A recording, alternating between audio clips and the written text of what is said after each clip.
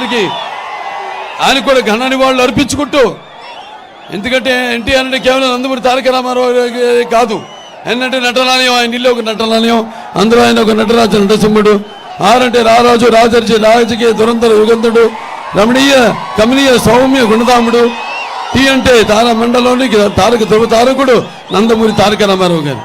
ఎన్టీఆర్ అంటే నటనకు నిర్వచనం, ఎన్టీఆర్ అంటే నవరసాలకు ఒక అలంకారం, ఎన్టీఆర్ అంటే నటనకు ఒక విశ్వవిద్యాలయం, ఎన్టీఆర్ అంటే నవశకానికి ఒక ఆరంభ మంత్రం, ఎన్టీఆర్ అంటే నూతన జాతికి ఒక ఆదర్శప్రాయం, ఎన్టీఆర్ అంటే నానా జాతులకు దైవ సమానం, ఎన్టీఆర్ అంటే మరి యువతకు ఒక ఆదర్శం, ఎన్టీఆర్ అంటే నెత్తురు ఉడికేలా చేసే ఒక అగ్ని కణం, అలాగే ఎన్టీఆర్ అంటే ఆయన నడిచిన జీవితమే భగవద్గీతలా సాగిన ఒక జీవన విధానం ఎన్టీ రామారావు గారు. మరి అటువంటి రామారావు గారు ఆనాడు తెలుగుదేశం పార్టీని స్థాపించారు.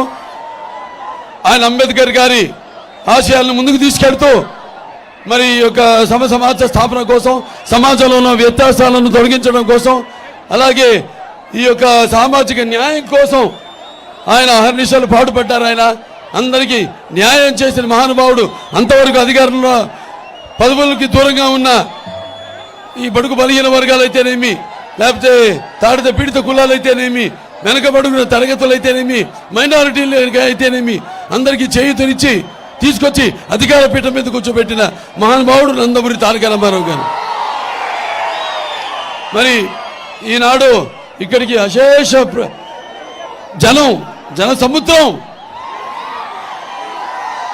అంటే ఇసుక వేస్తే రాలినంత జనం, నేల నింద ఆకాశానికి చుల్లుబడిందా అన్న రీతిలో ఇక్కడ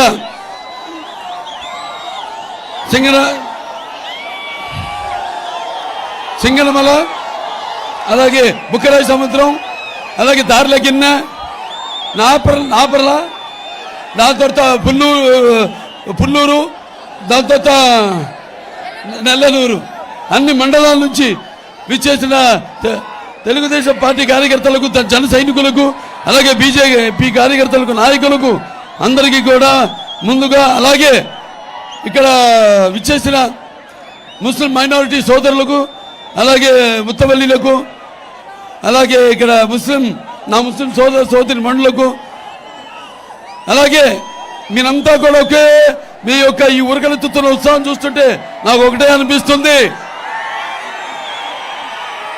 ఈ యొక్క రాబోయే ఎన్నికల్లో ఒక అవకాశం అన్నాడు, ఆ కుర్చీ, ఆ సీఎం కుర్చీని మడత పెట్టే సమయం దగ్గరలో ఉంది. రేపు గెలుపు మనదే.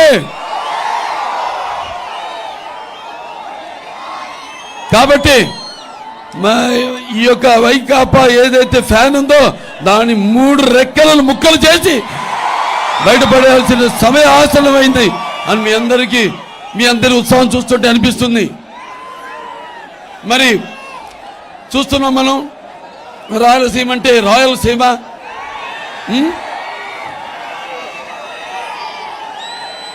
అటువంటిది ఈ రాయలసీమను ఒక నెత్తుటి మరకలా మార్చేసింది ఈ వైకాపా ప్రభుత్వం.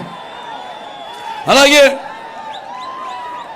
ఈ రాయలసీమను ఏదైతే ఈ పగల సెగలను చల్లార్చి శాంతి నిలయానికి ఒక ప్రతిరూపంగా నిలిపిందో తెలుగుదేశం పార్టీ అధికారంలో ఉన్నప్పుడు, ఇప్పుడున్న ప్రభుత్వం ఈ కత్తుల మన్నల పైన నెత్తులు చిందిస్తుంది అని మీ అందరికీ తెలియజేసుకుంటున్నాను. అలాగే ఈ రాయలసీమలో ఉన్న కాలువల్లో కృష్ణమ్మను ప్రవహింపజేసి ఈ యొక్క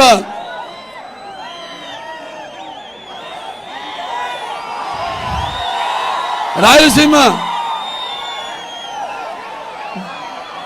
బీడు భూముల్ని సస్యశ్యామలం చేస్తే మన తెలుగుదేశం ప్రభుత్వం, మరి ఈ యొక్క వైకాపా ప్రభుత్వం ముఠాకక్షలను పోషించి ప్రోత్సహించి ఈ కాలువల్లో ఈ యొక్క రక్తపు సముద్రాన్ని ప్రవహింపజేస్తుంది.